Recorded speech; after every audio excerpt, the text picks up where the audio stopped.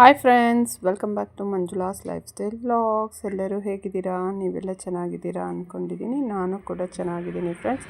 ಇವತ್ತಿನ ವಿಡಿಯೋ ಬಂದು ಹುಳ್ಳಿಕಾಯಿ ಪಲ್ಯ ಆಗಿರುತ್ತೆ. ಕ್ವಿಕ್ಕಾಗಿ ಮಾಡ್ಕೋಬೋದು. ಬನ್ನಿ ಹೇಗೆ ಮಾಡೋದು ಅಂತ ನೋಡೋಣ. ಈಗ ಸ್ಟವ್ ಹಚ್ಚಿ ಒಂದು ಕಡಾಯಿ ಇಟ್ಟಿದ್ದೀನಿ ಬಿಸಿ ಆಗಲಿಕ್ಕೆ. ಬಿಸಿ ಆದಮೇಲೆ ಇಲ್ಲಿ ಒಂದು 3 ಸ್ಪೂನ್ ಆಗೋಷ್ಟು ಎಣ್ಣೆ ಹಾಕ್ಕೊಳ್ತಿದ್ದೀನಿ. ಎಣ್ಣೆ ಕಾದ ನಂತರ ಇದಕ್ಕೆ ಸಾಸಿವೆ ಹಾಕ್ಕೊಳ್ಳೋಣ.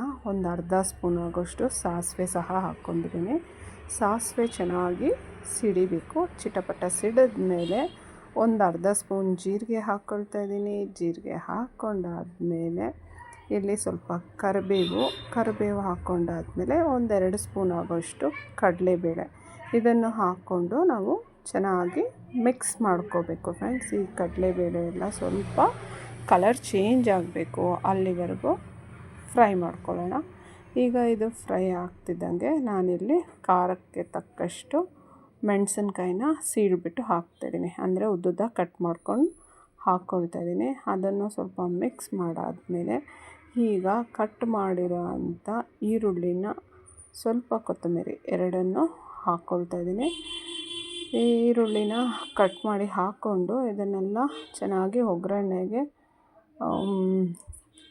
ಹೊಂದ್ಕೋಬೇಕು. ಅಲ್ಲಿವರೆಗೂ ಇದನ್ನು ಚೆನ್ನಾಗಿ ಮಿಕ್ಸ್ ಮಾಡ್ಕೊಳ್ಳೋಣ. ಇದು ಚೆನ್ನಾಗಿ ಮಿಕ್ಸ್ ಆದಮೇಲೆ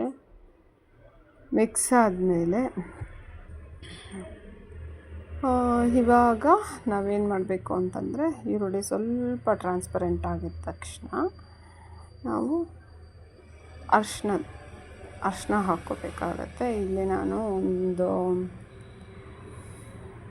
ಚಿಟಿಕೆ ಆಗೋಷ್ಟು, ಇಲ್ಲಾಂದರೆ ಒಂದು 1/4 ಸ್ಪೂನ್ ಆಗೋಷ್ಟು ನಾವಿಲ್ಲಿ ಅರಿಶಿನ ಹಾಕ್ಕೊಳ್ಬೇಕು. ನೋಡಿ, ಇಲ್ಲಿ ನಾನು ಅರಿಶಿನ ಹಾಕ್ಕೊಳ್ತಾ ಇದ್ದೀನಿ. ಅರಿಶಿನ ಹಾಕ್ಕೊಂಡಾದಮೇಲೆ ಇದಕ್ಕೆ ನಾವೇನು ಕಟ್ ಮಾಡಿರೋ ಅಂಥ ಹುಳ್ಳಿಕಾಯಿನ ಇಲ್ಲಿ ನಾನು ಸಣ್ಣಕ್ಕೆ ಕಟ್ ಮಾಡಿರೋ ಹುಳ್ಳಿಕಾಯಿನ ತೊಳೆದ್ಬಿಟ್ಟು ಇದಕ್ಕೆ ಸೇರಿಸ್ಕೊತಾ ಇದ್ದೀನಿ ಫ್ರೆಂಡ್ಸ್. ಇದಕ್ಕೆ ಸೇರಿಸಿ ಚೆನ್ನಾಗಿ ಒಂದು ಮಿಕ್ಸ್ ಕೊಡಬೇಕು. ಒಗ್ಗರಣೆ, ಹುಳ್ಳಿಕಾಯಿ ಎಲ್ಲನೂ ಮಿಕ್ಸ್ ಆಗೋ ಥರ ನಾವು ಚೆನ್ನಾಗಿ ಮಿಕ್ಸ್ ಮಾಡ್ಕೋಬೇಕು. ನೋಡಿ, ಇದಕ್ಕೆ ಯಾವ ನೀರು ಹಾಕೋಂಗಿಲ್ಲ, ಏನೂ ಇಲ್ಲ. ಹುಳ್ಳಿಕಾಯಿ ಸಪ್ರೇಟಾಗಿ ಬೇಯಿಸ್ಕೋಬೇಕು ಅನ್ನೋದು ಇಲ್ಲ. ಈಗ ನೋಡಿ, ರುಚಿಗೆ ತಕ್ಕಷ್ಟು ಉಪ್ಪು ಹಾಕ್ಕೊಳ್ತಾ ಇದ್ದೀನಿ.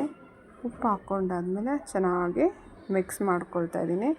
ಇದನ್ನು ಚೆನ್ನಾಗಿ ಮಿಕ್ಸ್ ಮಾಡಿಬಿಟ್ಟು ನಾವು ಇದನ್ನು ಮುಚ್ಚಿಡಬೇಕು ಫ್ರೆಂಡ್ಸ್. ಇದು ಸ್ವಲ್ಪ ಆವಿಯಲ್ಲೇ ಬೇಯಬೇಕು. ಹಾಗಾಗಿ ಮುಚ್ಚಿಬಿಟ್ಟು ಒಂದು 5 ನಿಮಿಷ ಆದಮೇಲೆ ಮತ್ತು ತೆಗೆದ್ಬಿಟ್ಟು ಮಿಕ್ಸ್ ಮಾಡಿ ಮತ್ತೊಂದು 5 ನಿಮಿಷ ಬೇಯಿಸಿದ್ರೆ ನಮ್ಮ ಪಲ್ಯ ರೆಡಿ ಆಗುತ್ತೆ. ಸ್ಟೀಮಲ್ಲೇ ಆಗುತ್ತೆ, ಟೇಸ್ಟಿಯಾಗಿರುತ್ತೆ. ಯಾವುದೇ ನೀರು ಹಾಕೋದು ಬೇಡ, ತಳ ಕೂಡ ಅಂಟಲ್ಲ. ನೀವು ಫ್ಲೇಮ್ನ ಕಡಿಮೆ ಇಟ್ಟರೆ ಅಷ್ಟು ಈಸಿಯಾಗಿ ಆಗುವಂಥ ಪಲ್ಯ ಇದು. ನೋಡಿ, ಈಗ ನಾನು ಕ್ಲೋಸ್ ಮಾಡಿ ಇಡ್ತಾಯಿದ್ದೀನಿ. ಒಂದು 5 ನಿಮಿಷ ಆದಮೇಲೆ ಮತ್ತೆ ಓಪನ್ ಮಾಡಿ ಮತ್ತೆ ಒಂದು ಮಿಕ್ಸ್ ಕೊಡೋಣ. ಯಾವಕ್ಕೆ ಅಂದರೆ ತಳ ಅಂಟಬಾರ್ದಲ್ವ, ನೀರಿರಲ್ವಲ್ಲ. ಆ ಸ್ಟೀಮಲ್ಲೇ ಬೇಯೋದ್ರಿಂದ ನಾವು ಮಧ್ಯ ಮಧ್ಯ ಕೈ ಆಡಿಸ್ಬೇಕಾಗತ್ತೆ ಅಷ್ಟೇ. ಈಗ ನೋಡಿ, ನಾನು ಇದಕ್ಕೆ ತೆಂಗಿನ ತುರಿ ಮತ್ತು ಸ್ವಲ್ಪ ಕೊತ್ತಂಬರಿ ಸೊಪ್ಪನ್ನು ಹಾಕ್ಕೊಳ್ತಾ ಇದ್ದೀನಿ. ಯಾಕಂದರೆ ಅರ್ಧ ನಮ್ಮದು ಹುಳ್ಳಿಕಾಯಿ ಬೆಂದಿದೆ.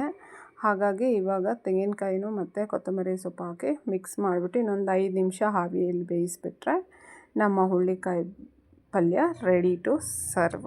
ಇದೇ ಥರನೇ ಫ್ರೆಂಡ್ಸ್ ನಾನು ಎಲ್ಲ ಪಲ್ಯನೂ ಮಾಡ್ಕೊಳ್ಳೋದು. ಯಾವುದೇ ರೀತಿ ಕಾಯಿಗಳನ್ನೆಲ್ಲ ಬೇಯಿಸ್ಕೊಂಡು ಒಗ್ಗರಣೆ ಹಾಕಲ್ಲ.